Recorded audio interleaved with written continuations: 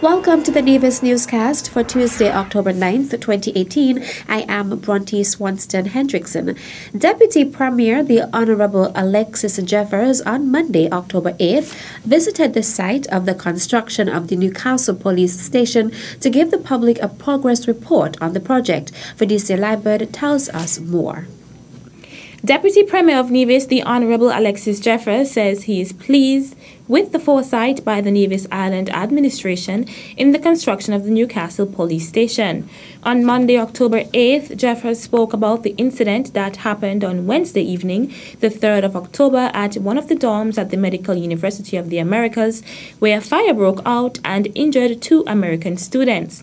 The fire tender in Charlestown was contacted, which then had to travel to the other side of the island to tend to the incident.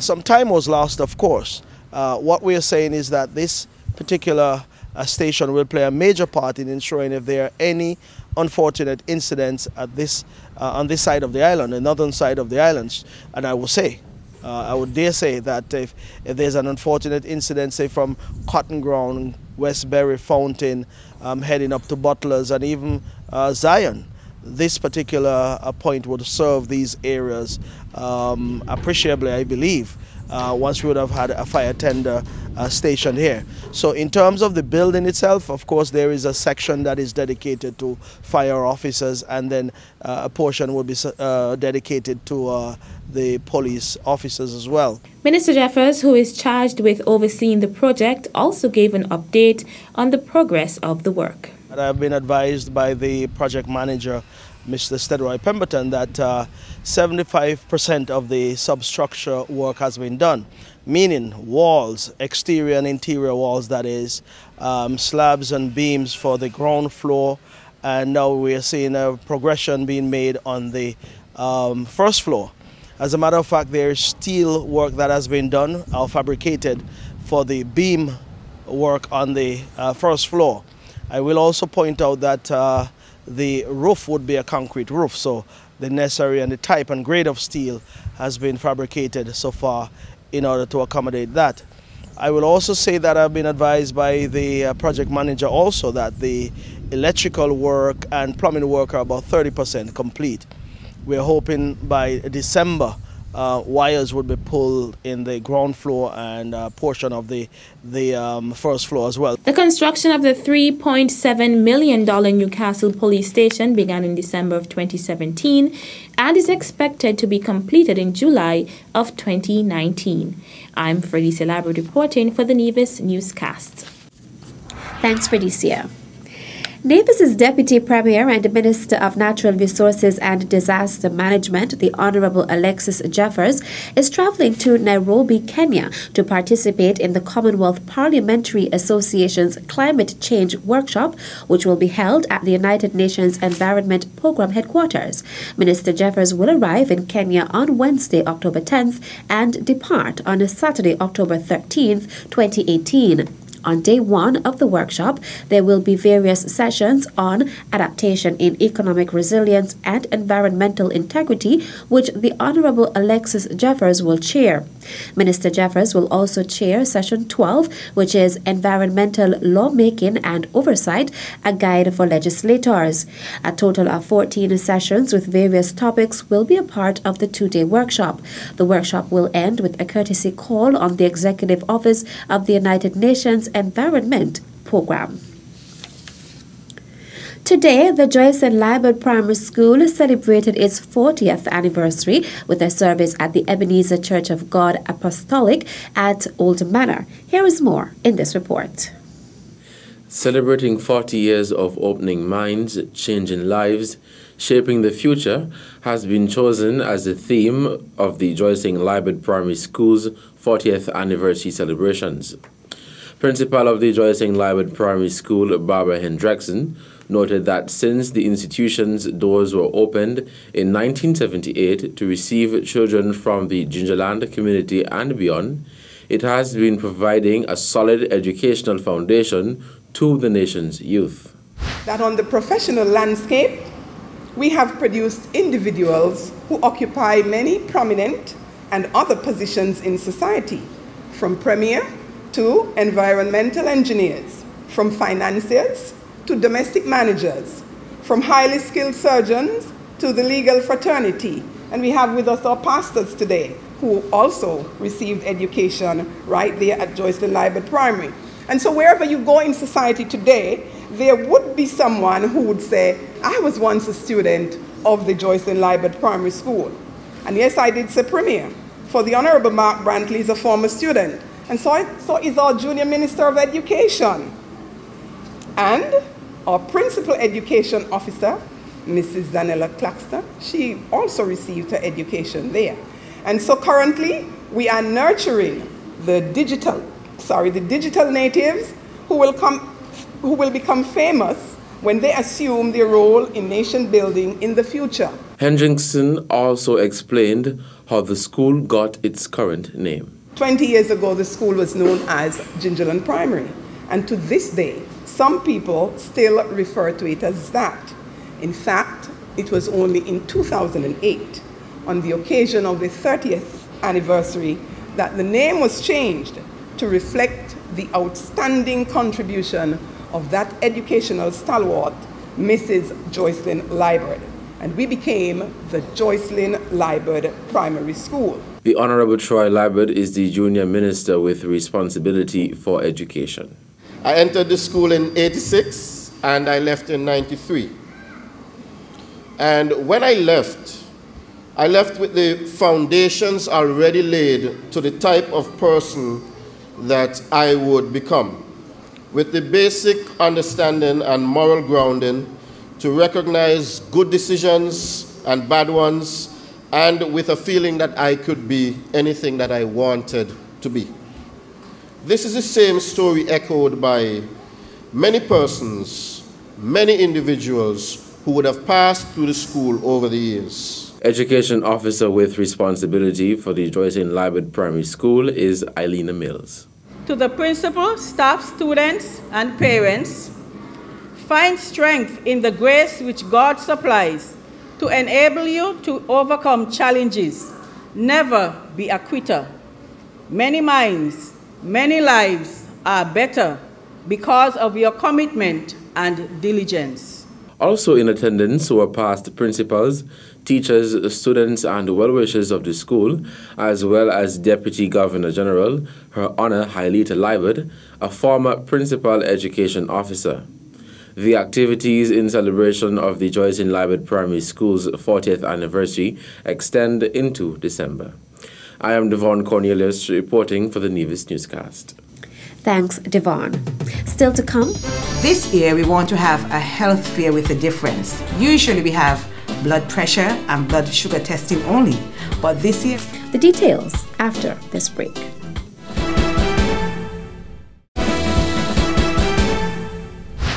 Welcome back. Wendell Watley, Director of the Skills Training Empowerment Program, STEP, has told STEP Nevis field officers, supervisors, and landscapers that they should take pride in what they are doing to keep the island clean.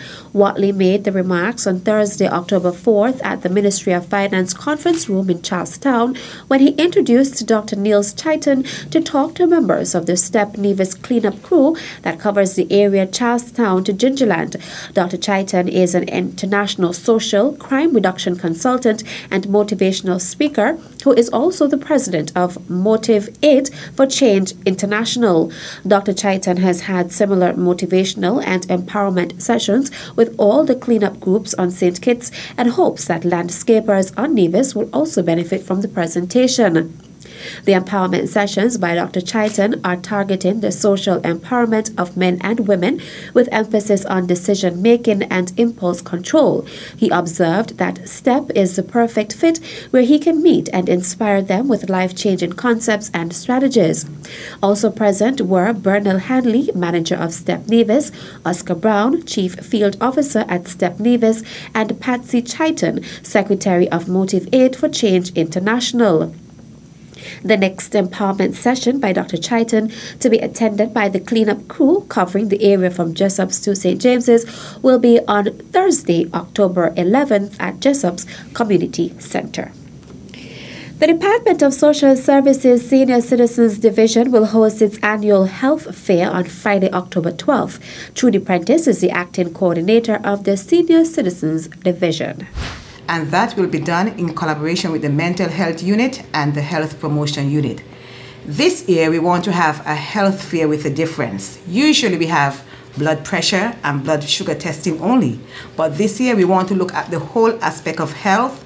We want to educate the children, educate the seniors about healthy eating, about exercising, about doing everything right, and so that they can teach the younger generation the importance of these things. Acting Coordinator of the Senior Citizens Division, Trudy Prentice. The health fair comes on the heels of the October 5th march through Main Street, Charlestown by members of the seniors' recreational groups. The march was one in a series of activities, including a family fun day on October 18th at the El Camino T. Willett Park, the inaugural family trivia slated for October 27th at the Nevis Performing Arts Center, NEPAC, in which family members of senior citizens and members of the public are being especially invited to participate. Contingents of students from schools in the Charlestown area, as well as a group of more than 80 senior citizens who represented the Department of Social Services and Community Development on St. Kitts, joined the march in solidarity. Friday's march culminated at the El Camino T. Willett Park with a ceremony. I am normally a part of the activities for Seniors Month, but this year, 2018, it holds special significance for me. Because previously, I was just an ordinary person with you, celebrating with you. And I'm extra happy this year that now we are starting our activities for Seniors Month. I am now your minister. And I plan to be your minister for a very long time. Because I know the love that exists between you and me. There's a very strong love between the seniors and myself. And I'm always happy to be a part of anything that the seniors are involved in. I was extra happy to be a part of the march this morning. And let me also specially welcome our counterparts from St. Kitts. Let's give our St. Kitts counterparts a round of applause for being here. We welcome you wholeheartedly to our march this year. And we are hoping that all will go extremely well for Seniors Month. I particularly like the theme that we are celebrating under this year, celebrating older human rights champions. It is one which I personally favor. We all need to be mindful of the rights of older persons and to honor these rights in the way we treat our aging population. Not just at big activities like these, not just during the month of older persons, but every day in our regular lives. And very simple gestures. I see some of our school children here this morning saying good morning. How do we honor them? How do we dignify them? Say good morning. Help them across the street. Don't ridicule them. Don't laugh at them when they're slower than you because they are older. Include them in our school activities. Ask them what they think when we are planning for our activities in the community, in our churches, and in our country. I personally think a senior should be on every board in St. Kitts and Nevis because their experience is one that we can learn from. Remarks were also made by Joyce Moven, Deputy Director of the Department of Social Services, and Ann Wigley, Acting Director in the Department of Social Services and Community Development on St. Kitts. The October 5th ceremony, chaired by Acting Coordinator of the Senior Citizens Division, Trudy Prentice, was also an occasion to celebrate the 80th birthday of a member of the seniors recreational group, Catherine Blake. I want to wish Mrs. Blake a very, very happy birthday, and I want to tell her thank you for the contribution that you have made to the development of Nevis, for doing a marvelous job in raising children and grandchildren, for being a wonderful and dedicated wife, and being such an extraordinary person. Everywhere I go and Miss Blake sees me, she ensures she comes to give me a nice hug. And I'm thankful for that. Thank you for all of the encouragement. And so I want to join with the rest of the staff from the ministry and the department to wish Mrs. Blake a very, very happy 80th birthday. May God continue to bless you with good health and strength. May you have a wonderful birthday, and may you continue to bat and bat well until you reach 90 and until you reach the century. So may God continue to bless you and bless you overwhelmingly. Happy, happy birthday, and God bless you. The birthday celebrant, Catherine Blake, also received a plaque in recognition of the milestone from the Ministry of Social Development, as well as a gift basket compliments the City Drugstore. That's it for this edition of the Nevis Newscast. Thank you for viewing.